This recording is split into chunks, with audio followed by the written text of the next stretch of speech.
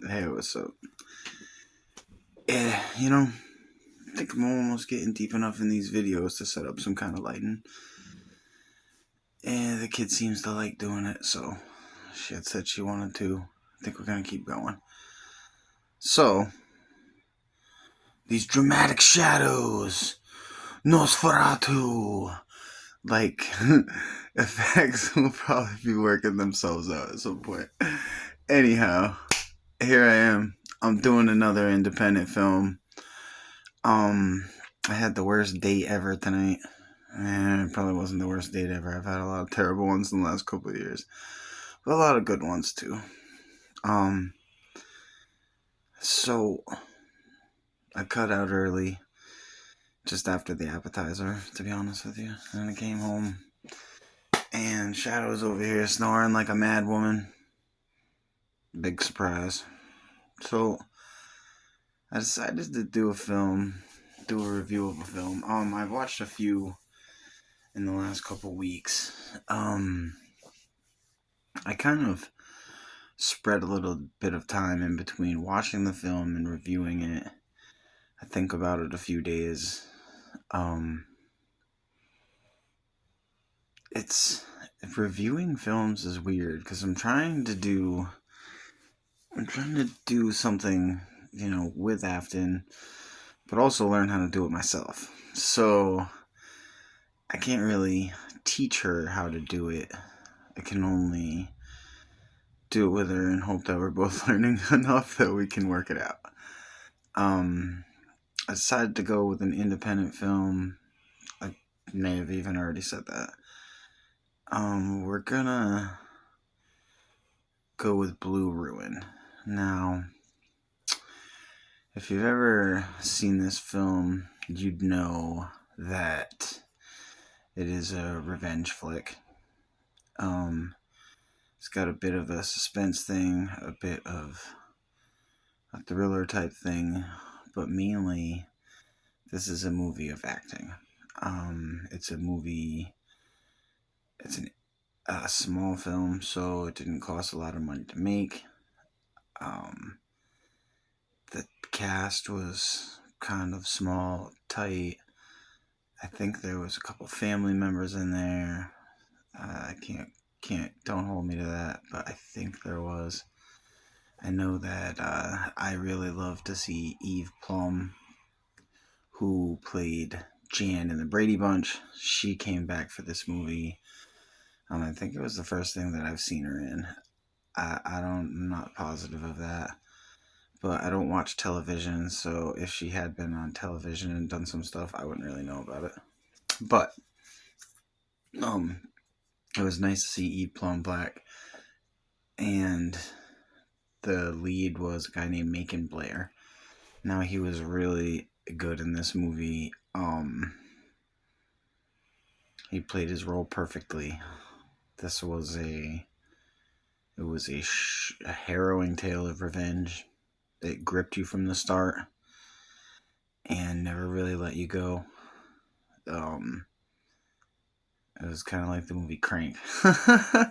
Very different than Crank, but the way that it just gripped you from the beginning of the film till the end of the film and just didn't really let you have a breath. It just it pushed along and pushed you with it. Now, um, it was ugly while at the same time it was beautiful. The violence in the film was short, realistic. I don't know if you're accustomed to violence. If you've been accustomed to violence in your life, then you know that it is oftentimes a lot quicker and more brutal than the flowery sequences you see in movies. That stuff doesn't usually fly too far in a real fight. It just gets ugly. Even if people really do know what they're doing, it just kind of devolves into a gross situation quick, because with people who do know what they're doing without a rule set or a rule book to follow, a referee, other people around to stop you. It becomes just a brutal scrap for whatever you can grip onto in the fight, and they portray that in this film. Now, it's not a fight movie, so you're not talking a bunch of fight sequences. You're just talking the brutal reality of violence is ugly, and in this movie, it's ugly, which is completely unlike the cinematography, which is beautiful. Completely beautiful. Whoever worked the camera for this film did a killer job. You'll notice that Blue Ruin was a good name for the movie because it's layered with. I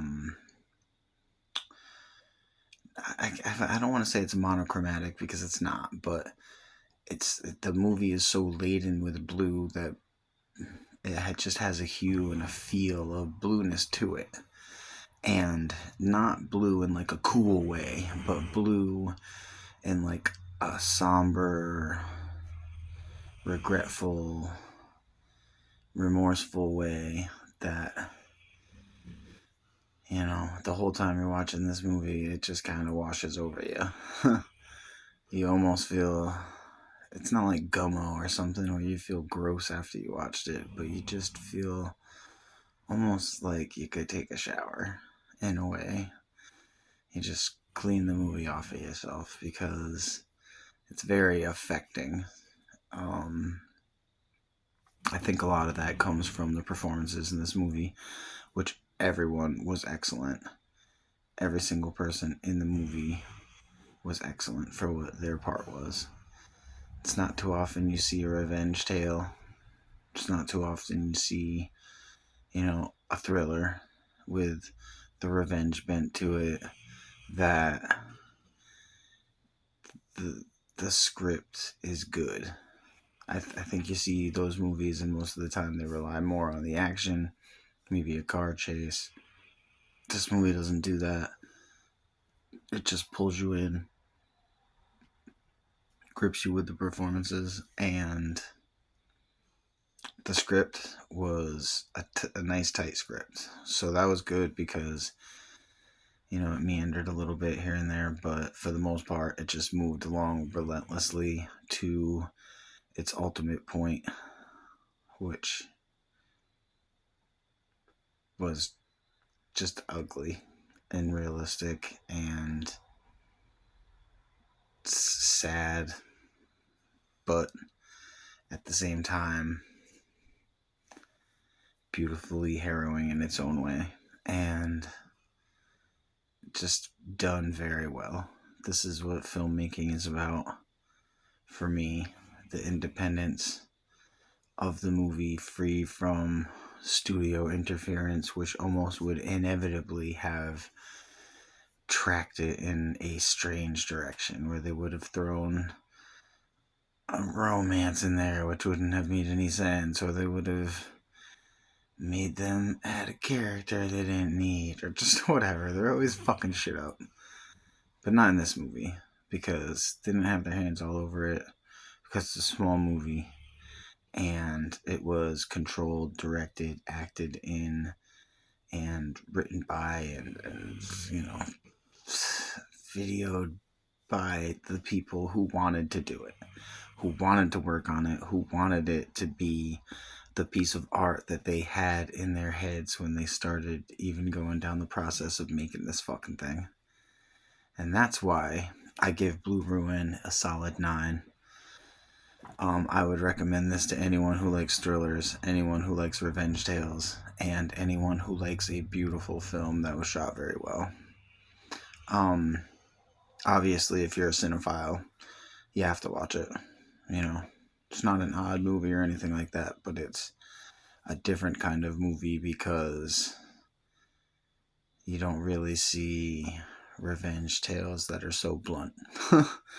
Usually, they, if there is a point to what they're trying to say, they stretch it out across the runtime. This movie doesn't bother.